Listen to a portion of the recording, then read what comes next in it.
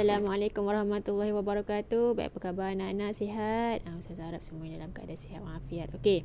Hari ini dalam tajuk toleransi kekurang paduan, kita akan masuk kata nafi. Okey.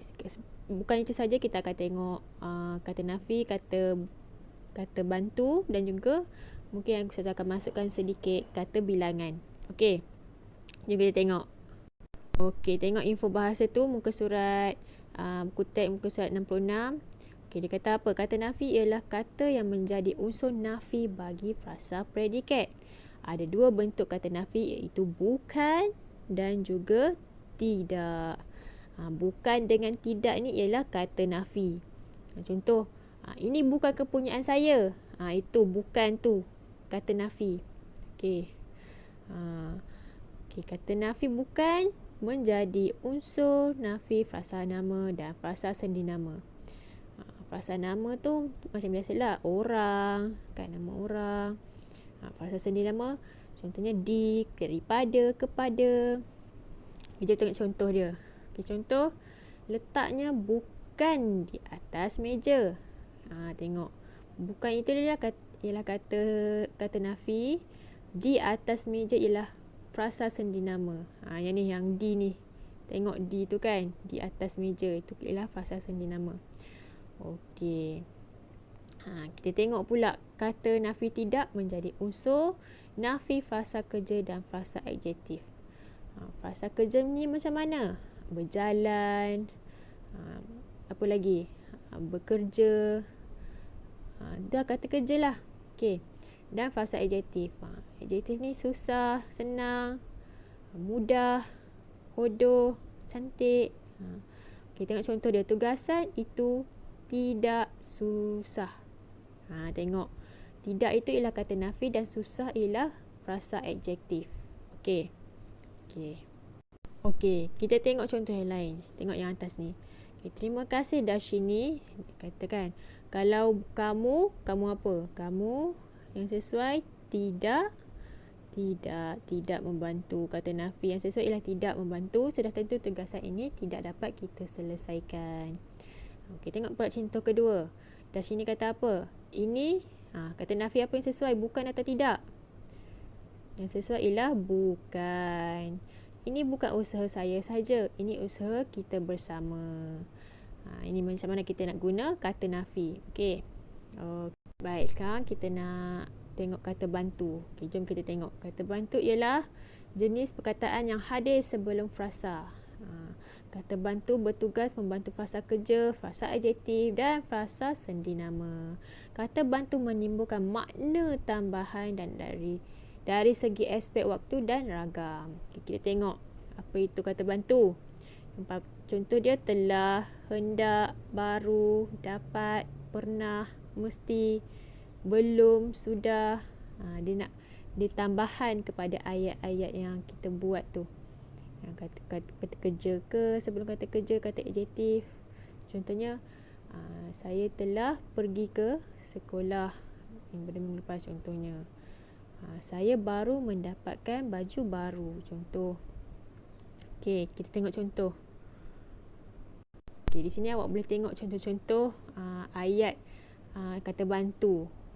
Tengok. FN tu frasa nama FK. FK ialah frasa kerja. FN frasa nama, FS frasa sendi nama. Okey, FA ni apa? FA frasa adjektif. Macam mana dia guna kata bantu sebelum FN dengan FK ni. Okey, awak boleh tengok contoh.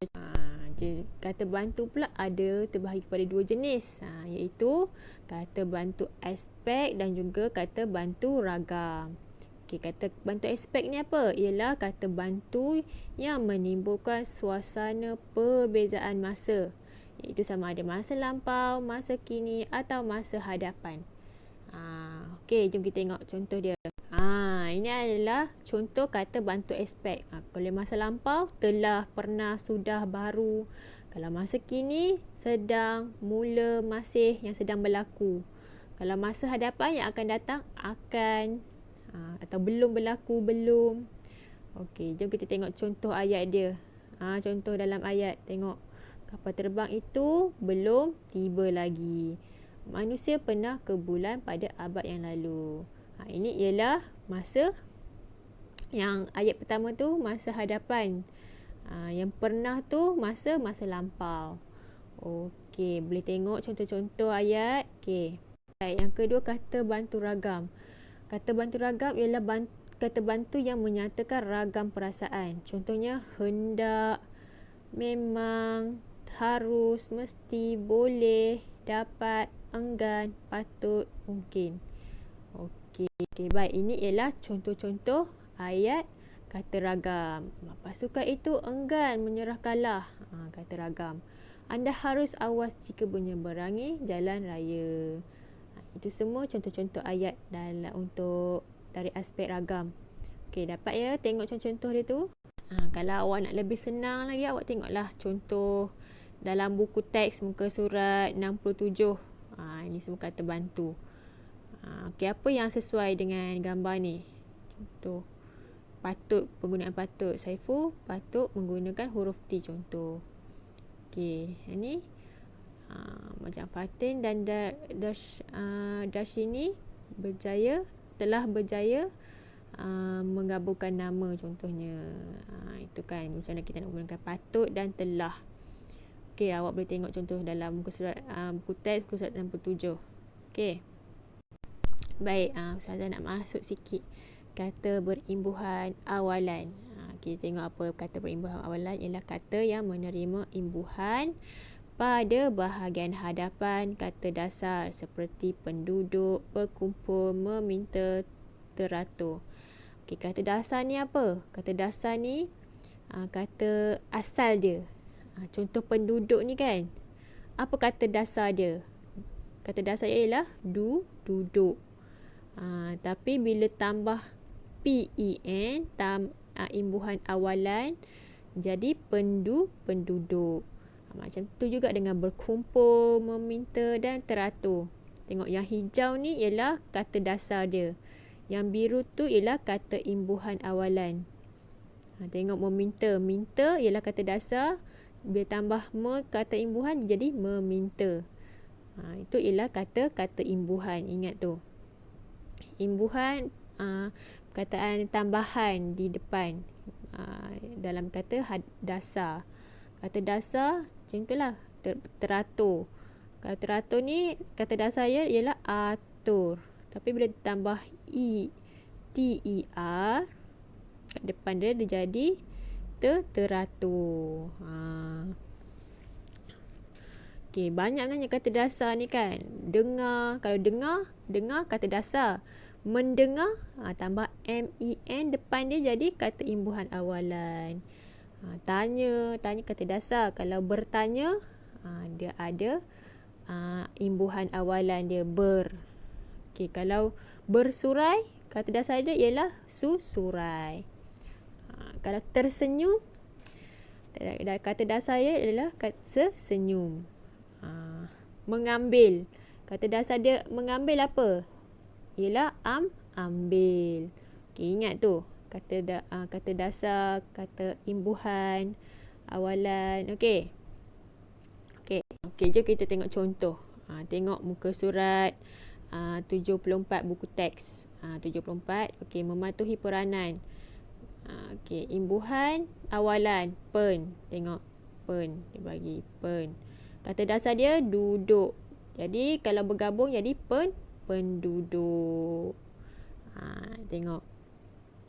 Tengok penduduk taman mengadakan mesyuarat. Taman aman mengadakan mesyuarat. Semua penghuni berkumpul di Dewan Taman Aman. Tengok berkumpul. Apa kata dasar berkumpul? Iaitu kumpul. Ber ni ialah kata imbuhan ber. Kata dasar dia adalah kumpul. Tengok.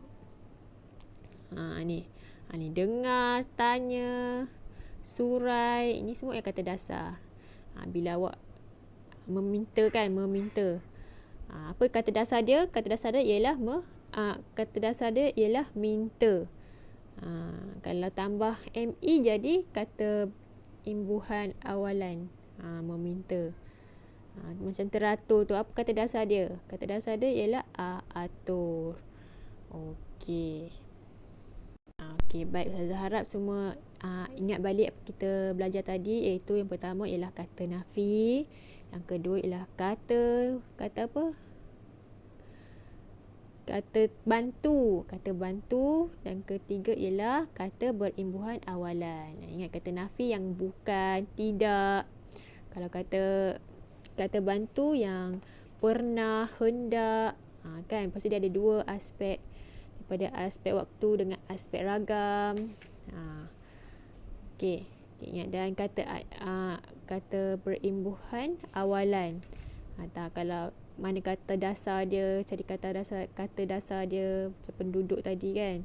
Penduduk, kata dasar dia ialah duduk. pen tu ialah kata imbuhan. Okey. Dapat semua? Okey. Saya harap semua buat ulang kaji. Ingat balik apa kata hubung, kata pasif, kata aktif, transitif, tak transitif. Ingat balik apa yang kita belajar. Kan? Sebab dia akan masuk PPT insya-Allah. Kalau masuklah. Jangan lupa ulang kaji. Okey. Saya daripada Ustazah. Assalamualaikum warahmatullahi wabarakatuh. Terima kasih semua.